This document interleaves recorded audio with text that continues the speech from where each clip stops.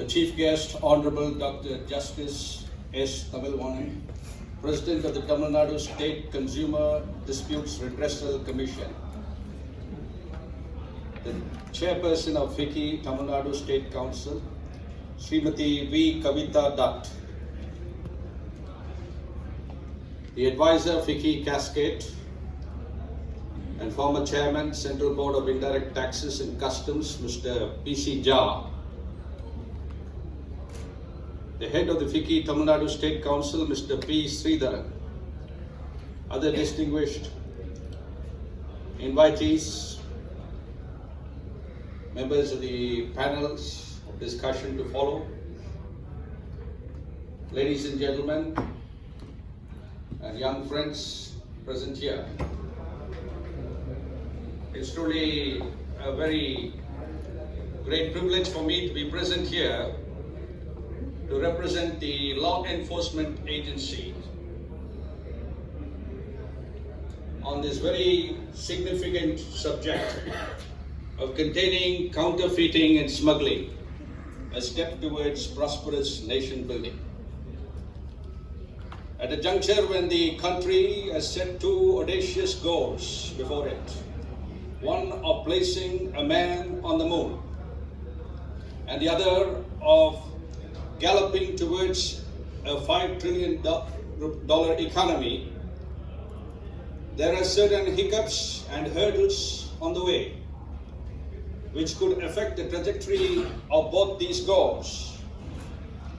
Because a single counterfeit part in that space vehicle designed to carry human and Indian for the first time to the moon could mean that the failure of that entire project. And similarly, as delineated by Mr. P.C. Jha, with his immense years of experience of the magnitude of the problem, our growth trajectory could also be significantly impacted, if not sabotaged. Indeed, ladies and gentlemen, counterfeiting is a menace to our society and economy that is glossed over largely. People at large take a lax view of theft of intellectual property rights due to the lack of sensitization, lack of awareness, and the growth of the consumerist culture that encourages people to keep up with the Joneses. It implies that if X is seen with a Gucci bag, then the neighbor would like to acquire it even if he or she cannot afford it, and therefore ventures into the grey or black market to obtain a replica, similar looking bag, but which is a counterfeit Gucci bag. For a long time it has been thought that the theft of IPR is only going to affect the developed economies, what I would call for the first time as IPR-rich economies. But this has proved to be a myth, because India is also going to become an IPR-rich country with the emphasis on Make in India, the emphasis on innovation in all domains of industry. And therefore, it is in our own national interest that emphasis is given for the protection of IPR, or intellectual property rights. But unfortunately, India has a growing and burgeoning market in counterfeit goods ranging from footwear to electronic goods to cosmetics, pharma products, apparel, you name it. It causes, as mentioned by Mr. Jha, an estimated loss to industry of an average of 1 lakh crores year upon year, owing to the shifting of many customers from offline purchases to online purchases. The offenders are training their guns on online sales, where there is no possibility of touch and feel of the purchased counterfeit goods. And the feeling is growing among the public that as large as 50% plus of the goods that are obtained through online purchase could prove to be counterfeit. And there is no way to prove or disprove this, but it affects the brands that are being sold online. We must remember that India has an internet penetration of 302 million, almost coinciding with the large middle class with purchasing power that exists in India. And this exceeds the internet penetration of the USA and is the second largest in the world. So it also increases the scope of the simultaneous penetration of spurious goods in e-commerce.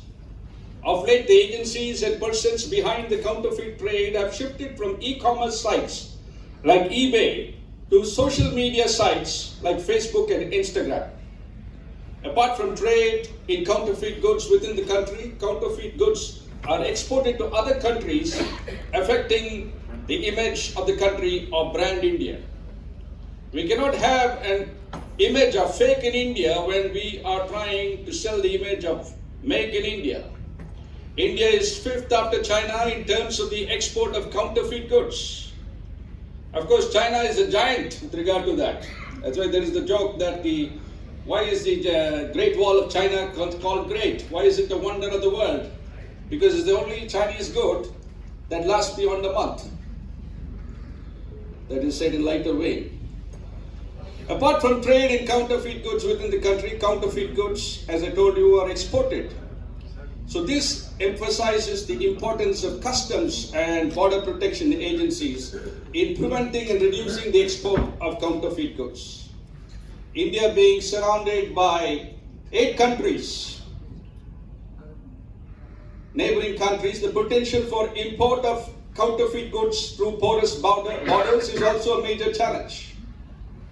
The impact has been well explained by the preceding speaker, but I would like, as a police officer, I would like to touch upon the aspect of public safety, because the growth of counterfeit goods, especially spurious medical drugs, in addition to spurious auto parts, which is also already explained, results in the death of hundreds, if not thousands of people. And there is a need to intervene effectively. There should be a zero tolerance of the use of counterfeit products, whether be it medicines, automobile parts, aviation parts, and so on. And what this country needs, that is 1.3 billion people, should be galvanized as a movement. It doesn't require just seminars for elite people in elite centers, which of course could be the starting point, the trigger. But we need to spread this culture so that there's a culture of zero tolerance among the Aam Aadmi, the average citizen, for the use of something which is of dubious origin. And unless that culture spreads, similar to the movement of Swadeshi, which led to the burning of foreign goods, there was a contempt for anything of colonial origin, and that movement led to a great change in the mindset of people.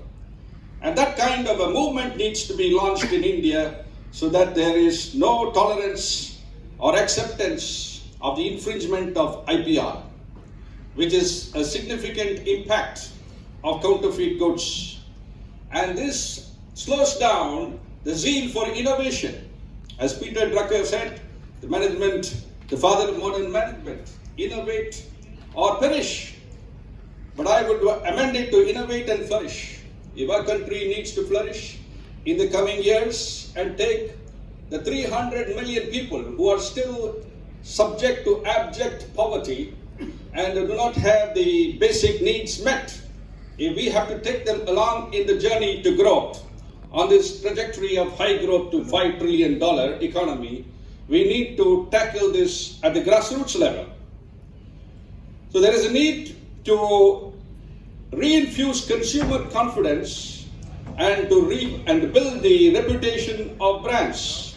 And for this, the stakeholders are the rights owners or the brand owners.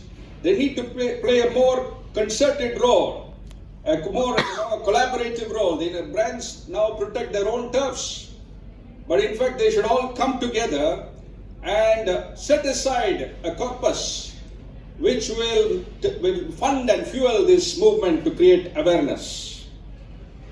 As mentioned, the annual loss to industry in India is estimated to be $16.3 billion or 1 lakh crore.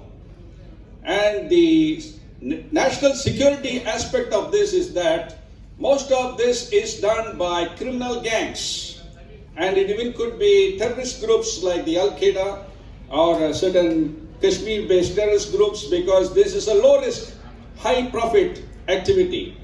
And so the profits made from this can be channeled into drug trafficking, economic frauds, internet frauds, human trafficking, money laundering. And therefore, 2012 study estimates that the loss to the FMCG sector alone due to counterfeiting and piracy is to the tune of 35,413 crores or 5.71 billion US dollars. Now, we have dealt adequately with the magnitude, but how do we discover solutions? There is a need for a multi-pronged and multi-layered approach across all supply chain stakeholders to establish universal and uniform electronic pedigree, the use of standard-based automatic identification and data capture, namely barcodes or RFID tags, is vital. Since we have now evolving the Internet of Everything, there is a possibility of tagging, electronically tagging all items so that you can track and trace. If a shoe is sold, say an Adidas shoe is sold in a store, the transmitter in the sole of the shoe can send a signal and the manufacturer can track the journey of the shoe and its location. And by this means, we would be able to plug the leakages of extraneous sources entering the supply chain with counterfeit or spurious goods. So there are overt features which can be built in by brand owners, manufacturers, like tamper-evident packing, example shrink seals, breakable caps, etc. Optically variable features like latent images, holograms, and as I mentioned, barcodes and RFID to enable track and trace system to secure the product supply chain and monitor product movement. So there are various other ways by which we can strengthen and create a robust system. But the role of the enforcement agency is what I would finally like to deal with. Currently, we have just a handful of law enforcement personnel, like in a state like Tamil Nadu. I myself was heading it a few years ago as ADGP crime. But it is not known as an anti-counterfeiting cell, but it is known as video piracy and copyright cell. I was at the time toying with the idea of turning it also into an IPR task force. But the number of personnel we had were too few, and they were also not that well trained. And so there is a need for the FICCI to spearhead this crusade, which you appropriately call the cascade, so that policymakers will give due emphasis to this and sanction sufficient numbers of law enforcement personnel in metro cities like Chennai, as well as in all states, so that together, working under an ombudsman, I think just like we have a banking ombudsman, insurance ombudsman, I suggest in this forum that there should be an ombudsman against counterfeiting, a permanent watchdog body, and that body could keep all these disparate stakeholders, starting with the brand owners, the law enforcement agencies, border protection agencies like the customs, and they can all be in the loop, all on the same page, working for one goal, to make the country IPR rich and also IPR safe. So I once again congratulate the organizers for putting together this format of this very useful seminar. I believe that you will have very useful deliberations, and we also look forward to hearing the chief guest, the Honorable Justice, who has been dealing with this matter at close quarters for many years. I once again thank you. Nandri Vanakkam.